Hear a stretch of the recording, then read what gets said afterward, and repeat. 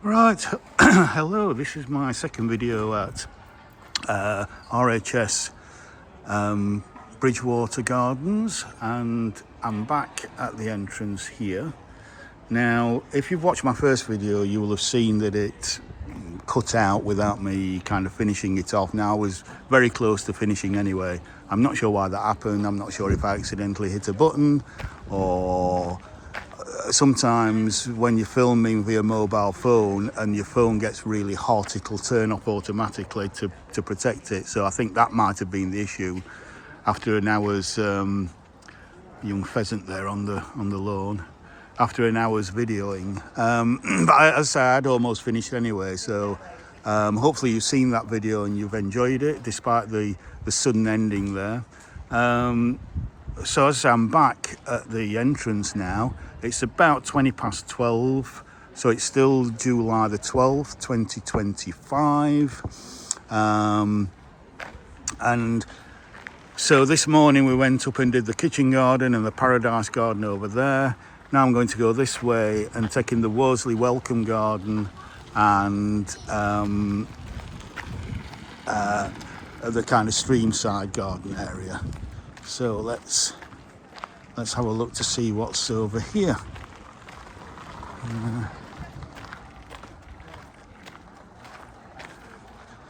And this, if I remember right, because I have obviously been here before a few times, despite the fact this garden's only been open for the past 4 years or so, 3 or 4 years. I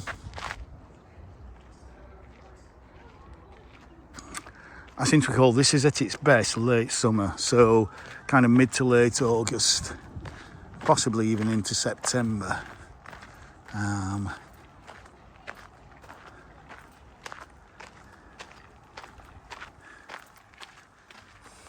So again, if I'm talking and this just goes off at some point, it's probably because again the phone is overheating. But there's the welcome centre where I've just had some lunch. I think I've said the time, about 12:20. Just had an early lunch, and temperature is kind of high 20s, so we're talking touching 90 Fahrenheit. There's a little bit of a breeze that's just started to pick up, which is very welcome.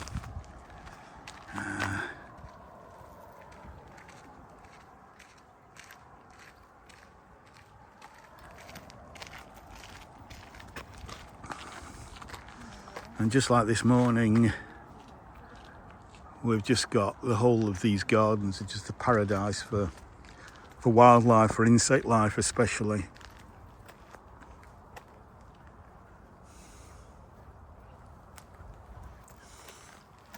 And this is mostly honeybees on here.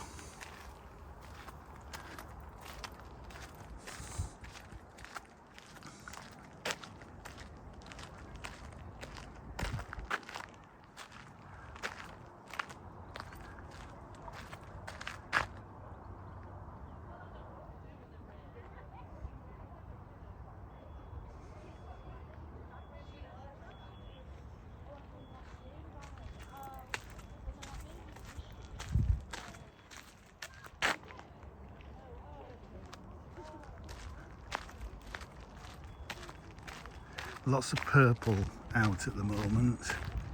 I'm seeing mainly purple here. Let's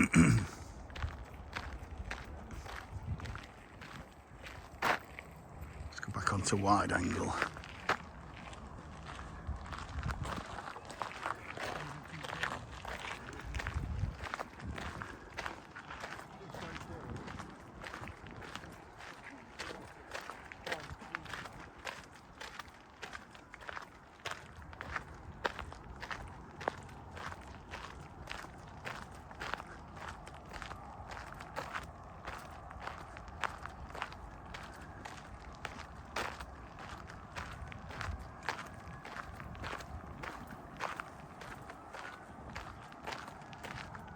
Again, lots of butterflies, so many butterflies.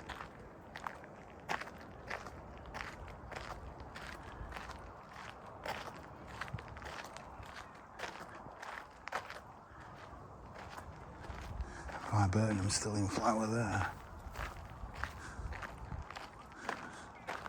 And we've got some lovely stalks here. Oh yes. Oh, absolutely beautiful. Oh, such a lovely scent that. Very sweet. Oh, yeah, I'm getting such a nice scent around here. I think it is these stalks, it's just hanging in the air.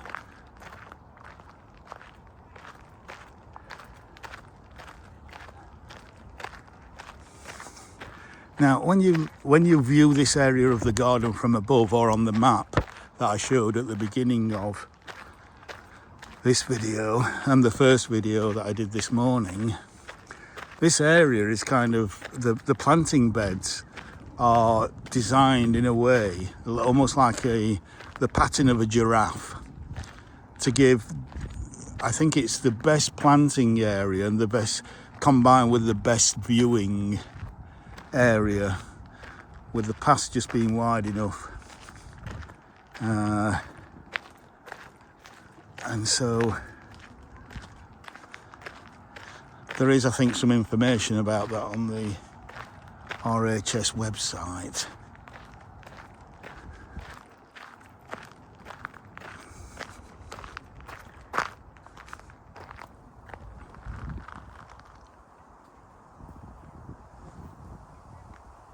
Absolutely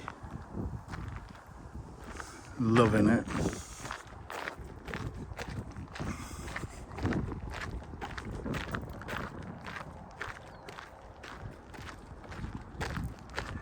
So I'm going to be paranoid now about my phone just turning off and me continuing to walk around the garden talking into a phone when it's not switched on. So I'm just checking to see that the phone is still on, and it is still on.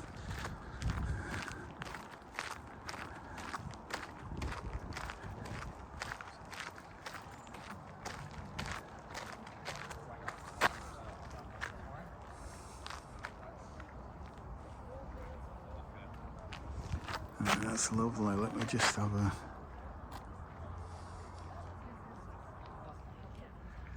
bit of a zoom in there.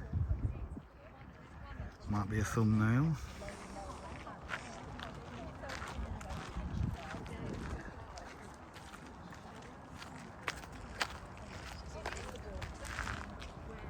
So this lake at the bottom is fed, once we go up the stream side garden here, we go up to the top lake, which was the original lake to Bridgewater Hall. So this is basically going to be the second video, but this will be, I think this will be a little bit shorter than the first one. The stilby's there over quick, unless that's an early flowering one. Stilby's are usually August, September flowering. But they do like damp conditions, I think. As I say, with it being so dry, that might have made them bolt a little bit and go over.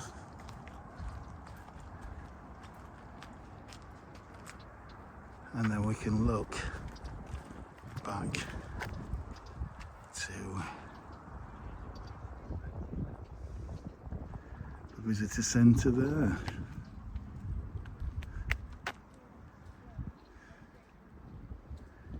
Absolutely lovely.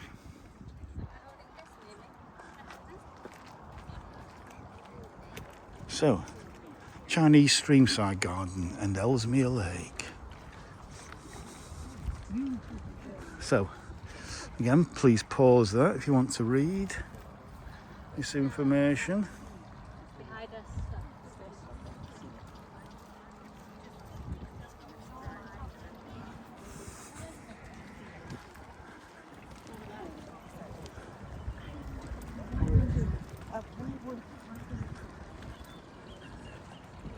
Just lovely, lovely water lilies again. But this time in a more informal setting than the formal setting this morning, and both are just beautiful.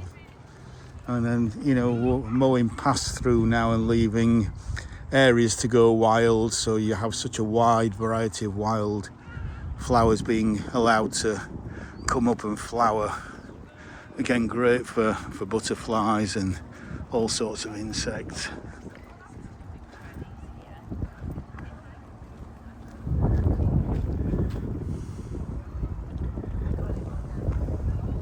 Just lovely. Just absolutely lovely.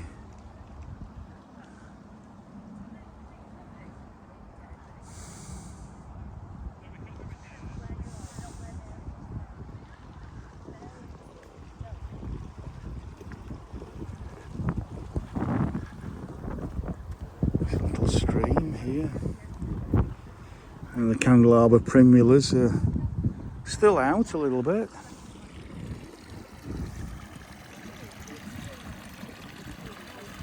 It's got a baby coot there.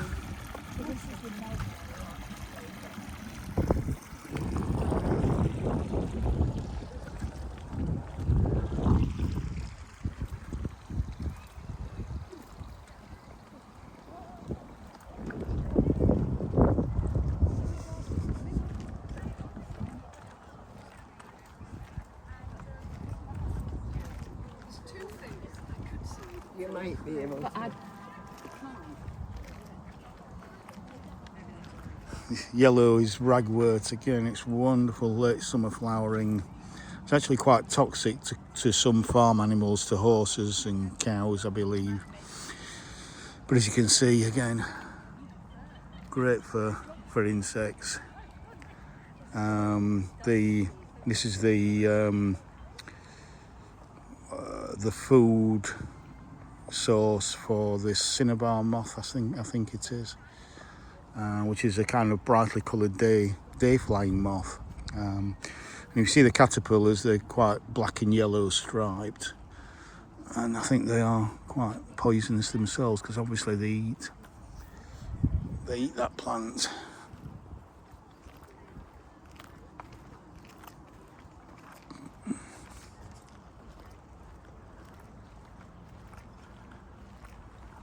I love that. I just love this kind of wildflower meadow effect. And there you've got I call it rattle. Can't remember the seed heads. If I can just get into here. Rattle. And they plant it because it reduces the vigorousness of grasses. It kind of it reduces the vigor of grass and allows other plants into the area.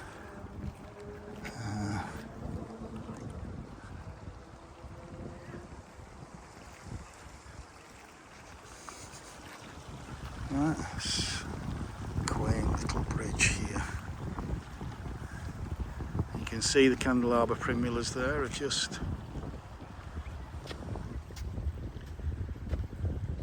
coming to their end. They're just getting a little bit swamped by some of the longer grasses there, but it's still beautiful and so naturalistic. This kind of high summer where the grasses are lovely and golden and brown and silver and purple. It's just wonderful.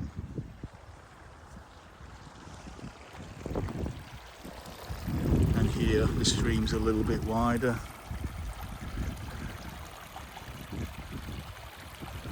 Yeah.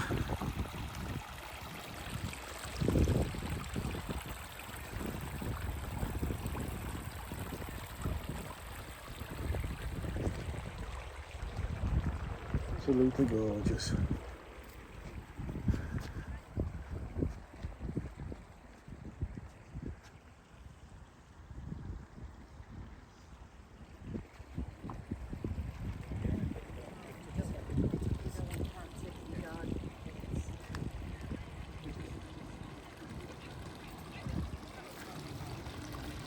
I'm loving this with the little blue flowers. So I'm not sure what that is. That's wonderful.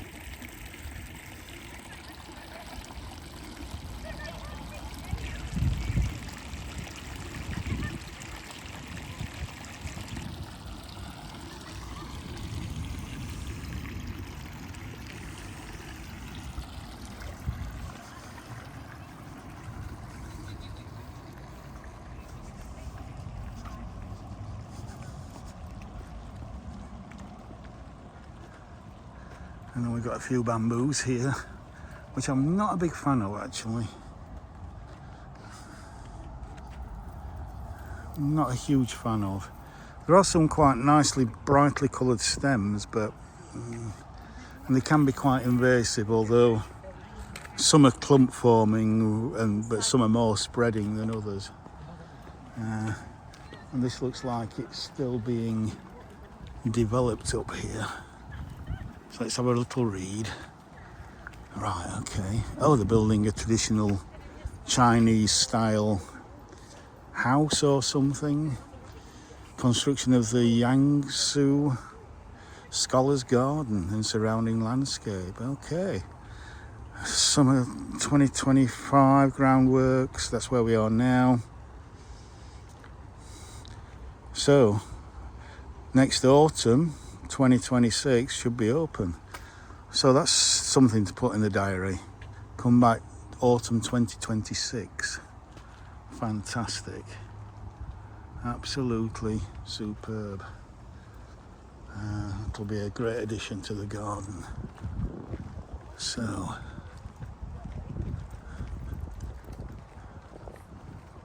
but until then we'll take a walk up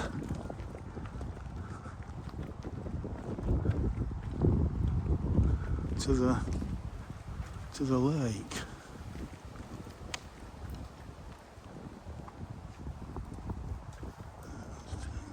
Slowly.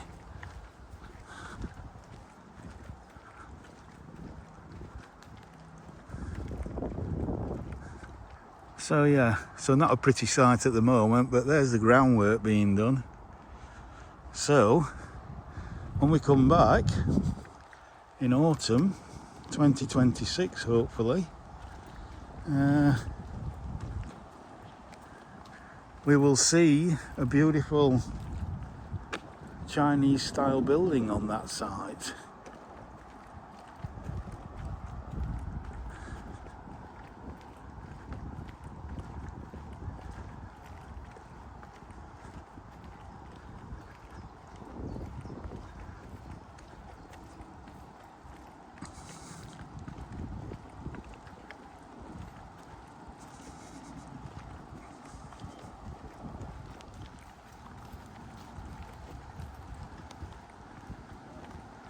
Oh, this is lovely with these lilies here. Oh, this is delightful.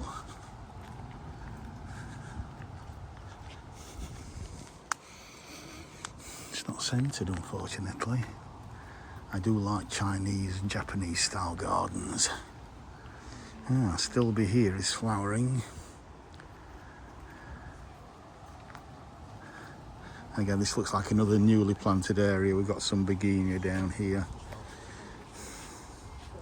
which will mainly be flowering March, April time. Some newly planted rhodies.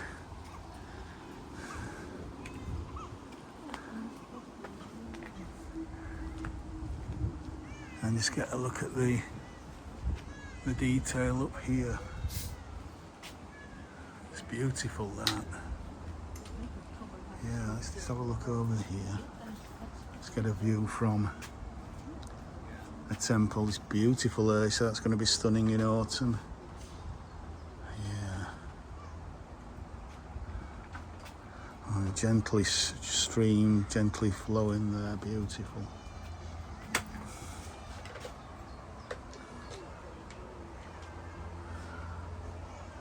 Yeah, so lovely.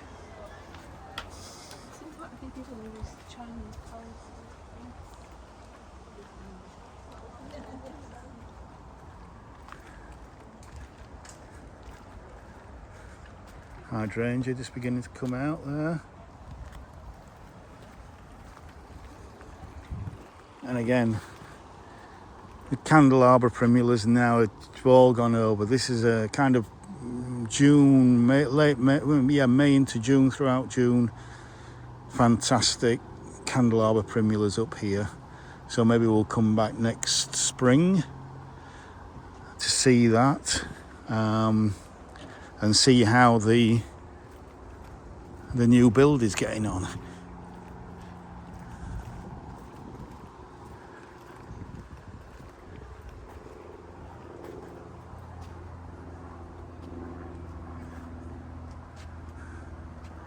might just be a thumbnail there.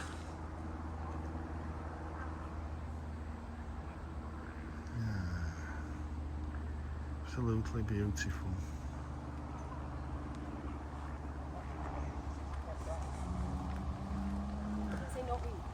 Not green. I think it's good.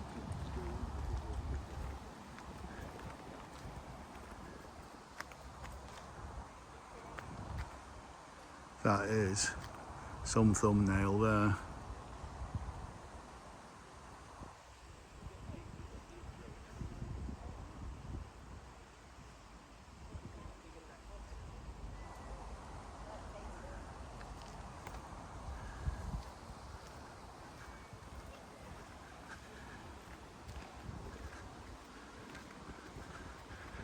Some of the shrubs are suffering a little bit with the dry weather, with the heat.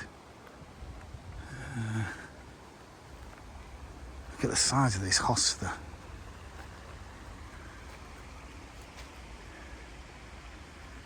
Look at that. That beautiful Acer dissectum purpurea. Absolutely gorgeous.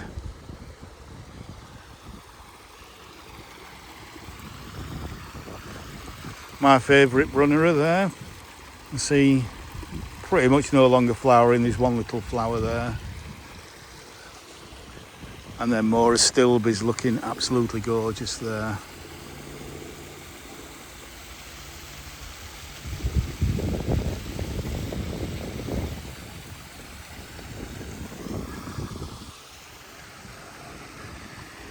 And another beautiful Acer dissectum, purple-leaved one, or kind of coppery greeny leaved one there.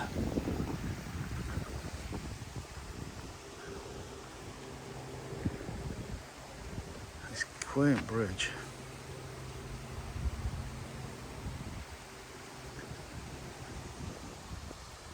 And the lovely spikes of the hostas there. And a lovely shady area there under that big silver birch.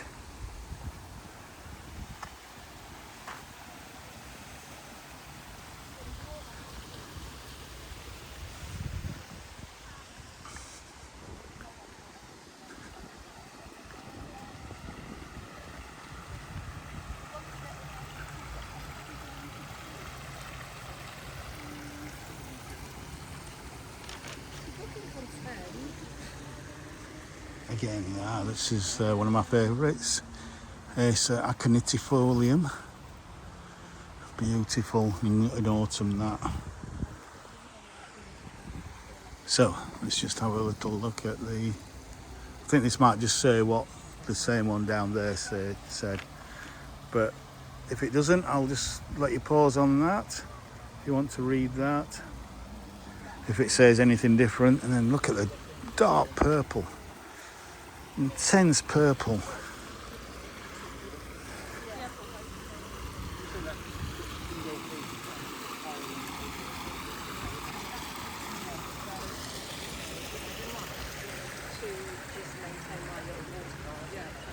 Absolutely stunning. Pam and David had one.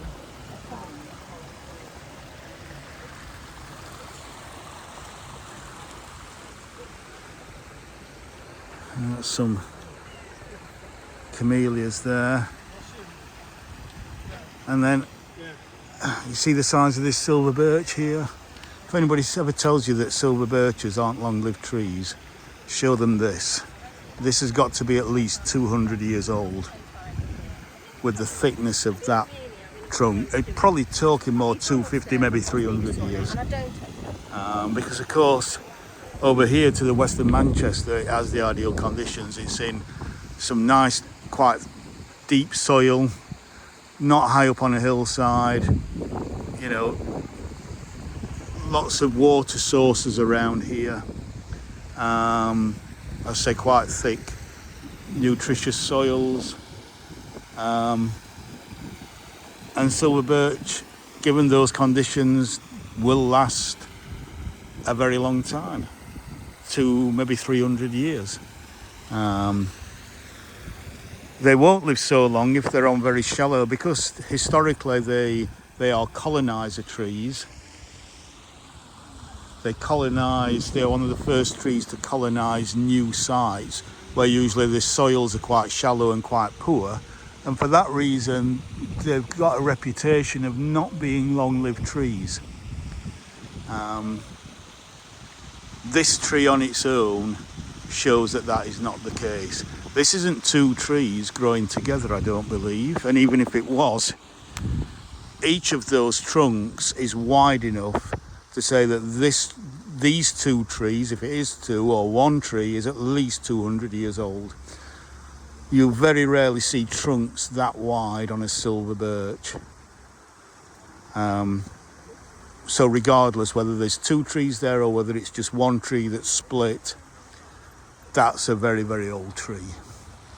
And the fact that it's 70, 80 foot as well, which is very tall for a silver birch, just shows how well it's done in this location. And then again, we've got lots of purple up here.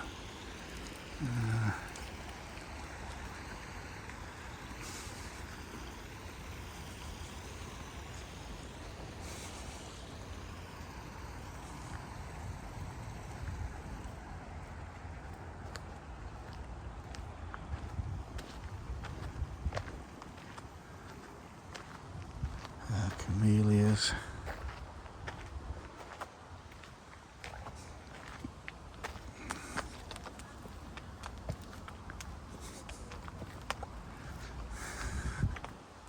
Hypericum just finishing. And then here's the top lake. And that site over there, just on that raised ground that you can see looks a bit rough, is where Bridgewater Hall used to... no, sorry, I keep calling it Bridgewater Hall. I think it was called Wortley Hall.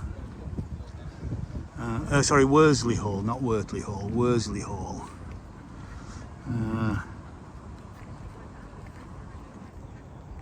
might have a little sit on that bench down there. And that's still a part of the garden that has yet to be developed, so we're not going to go up there today.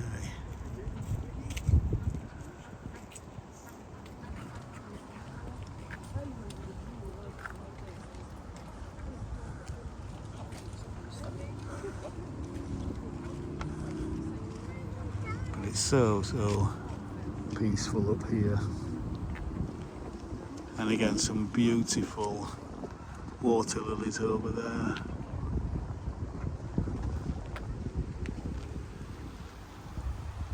We can look back down. And I think when I last visited, somebody who works here said to me that the actual water is pumped from the bottom lake back up to the top lake. So, you know, they're not relying on rainfall to keep the stream going. They can afford to pump the water back up the hill. The Chinese Streamside Garden, generously supported by the Li Kai Hung Foundation. And again, some quite dwarf roadies here for spring colour.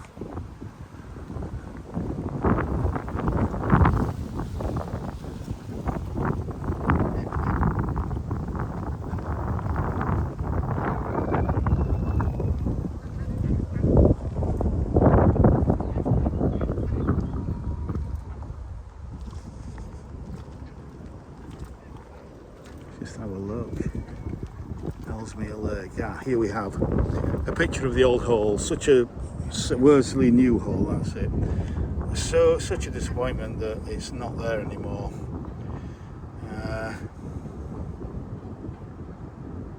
Again, if you want to read that, please pause it.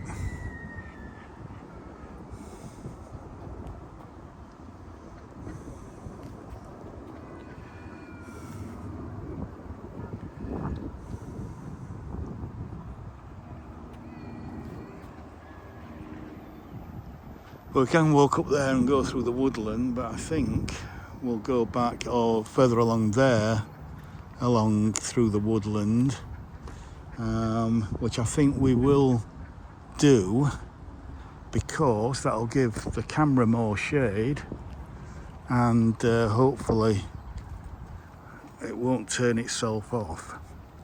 Look at that. What's that, Canadensis forest pansy, isn't it? Can't see a label there, but the colour of that, and again in autumn, that's going to look fantastic. These are obviously newly planted. Got a watering bag on a few of those. Those newly planted trees. Cercis, that's it. Cercis canadensis.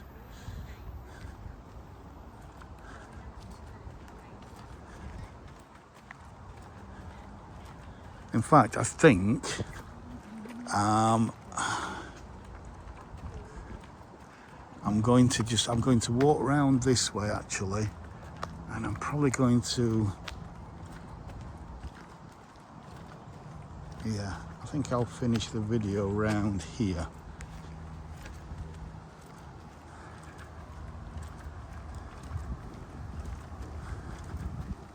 I just want to come and do, because the main focus was doing the streamside garden, so I want to make sure I've done it justice. So I'll walk a little bit back down on a different path, just to give you a different perspective. There's some beautiful aces here. Styrax. Yeah.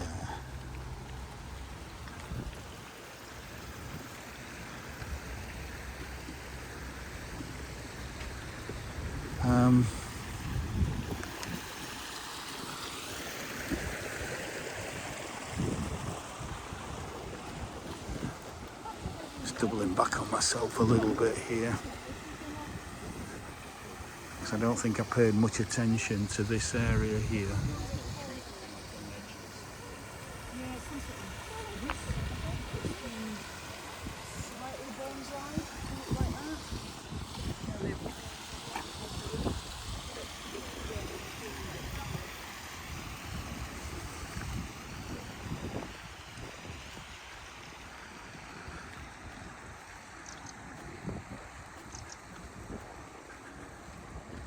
That's it, I wanted to come up round here. So I went up there, didn't I? And again, some white astilbes here. So yeah, that goes up around there.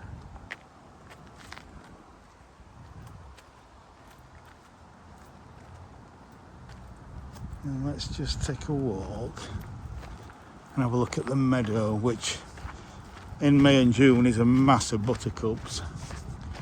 But I'll finish this part of the walk just over here, and I'll probably start a third video back near the more formal gardens where all those lovely hydrangeas were. I want to have a good look around there.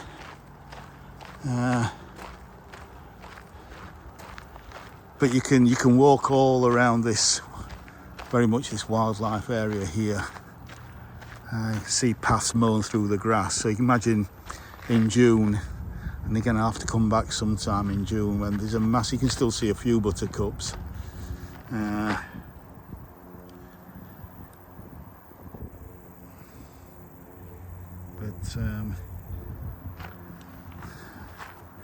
Victoria Meadow, again please pause that.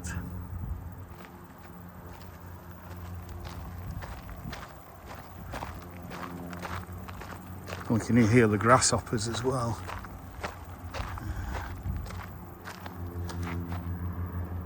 And then again, another sign there. So, I'm going to finish this video here, just giving you that lovely view over the ripening meadow there.